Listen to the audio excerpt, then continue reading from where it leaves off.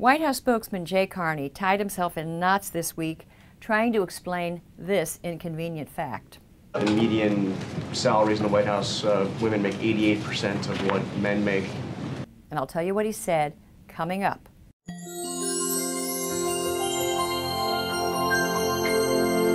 This week we heard over and over again from the White House, from members of Congress, from journalists, that women earn 23 cents less than men for doing the same work. On average, a woman still earns just 77 cents for every dollar a man does. And today Congress argued over a bill called the Paycheck Fairness Act. And that bill is premised on this 23-cent wage gap injustice. Well, let's do a little reality check. First of all, no competent labor economist takes the 23-cent wage gap injustice claim seriously. There was an analysis of more than 50 peer-reviewed papers commissioned by the Department of Labor.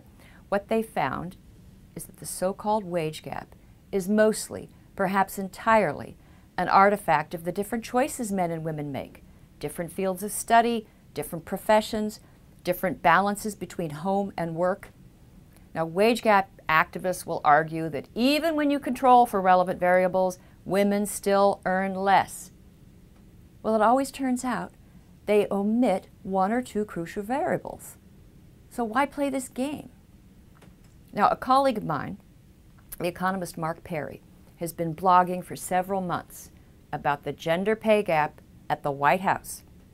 It turns out that the median pay for female staffers is 88% of that of male staffers. Now, White House spokesman Jay Carney created a firestorm of protest among reporters because he was tap dancing around this embarrassing fact. Well, I would say a couple of things about this. We know that closing the gender wage gap is a key part of our economic agenda, women's agenda, and here at the White House, equal pay legislation deems that there should be equal pay for equal work, and that's what we have.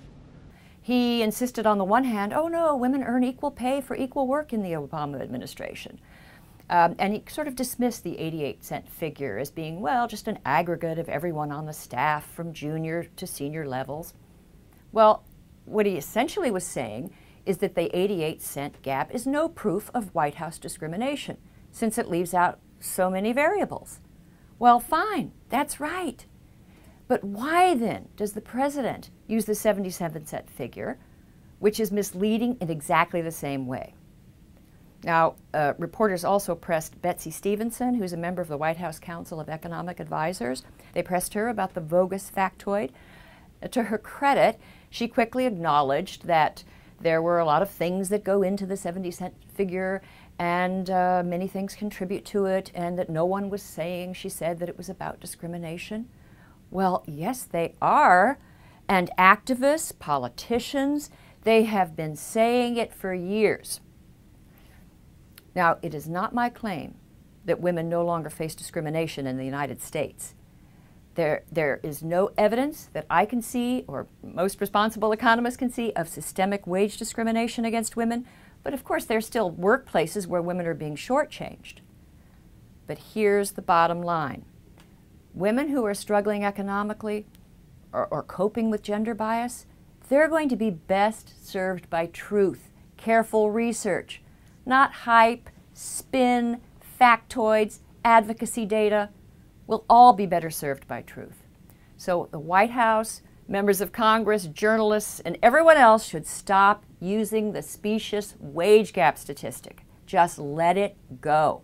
I'm Christina Hoff Sommers. Thank you for joining me. Now leave your questions in the comment section below this video, and we'll try to address them in a future episode.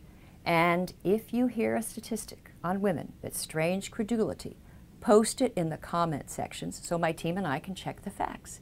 And also subscribe so you can get an alert about our next video. Thank you.